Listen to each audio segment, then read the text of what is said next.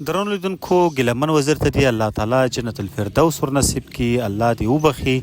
او الله تعالی دې ورته هغه دنیا ښایسته کړي. خو د ګیلمن د قاتل په اړه باندې اوس هم ډیر خلک پوښتنې کوي او وایي چې هغه چا ووژل، چا شهید کړ او د څه دپاره یې شهید کړ. د ګیلمن وزیر د قاتل په اړه باندې د هغه ملګري وایي چې هغه د آزاد داوړ په نامه یو کس چې د ګیلمن وزیر سره یې څه موده مخکې یوه لانجه هم راغلې وه، د هغه او د هغه د ملګرو لخوا په شهادت ورسول شو. آزاد داوړ چې خپله هم د وزیرستان دی او څه موده مخکې په وزیرستان رزمک کې د کرکټ په یو ټورنمنټ کې آزاد داوړ او ګیلمن وزیر دواړه داور شوي وو. ویل کېږي چې په هغه ټورنمنټ کې له آزاد داوړ څخه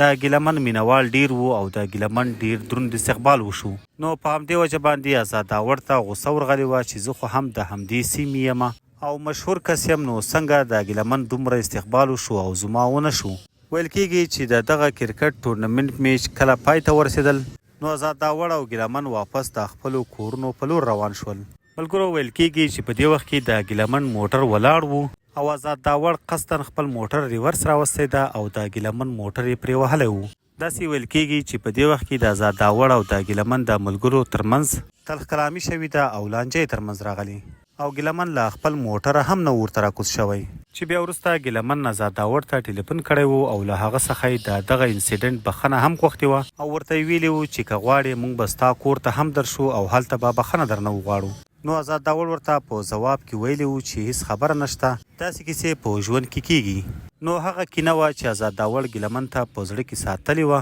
او ګیلمن یې له ډېر وخت څخه تعقیبول چې په اخر کې د اسلام آباد په B17 کې ورته په لاس ورغلی و او آزاد داوړ له خپلو 15 ملګرو سره په ګیلمن وزیر حمله کړې وه او هغه یې شهید کړ. او ویل کېږي چې د ګیلمن وزیر د قاتل په ګرفتارولو کې تر اوسه پورې د اسلام آباد پولیس ناکامه شوي دي او هغه اوس هم آزاد سرې سترګې ګرځي.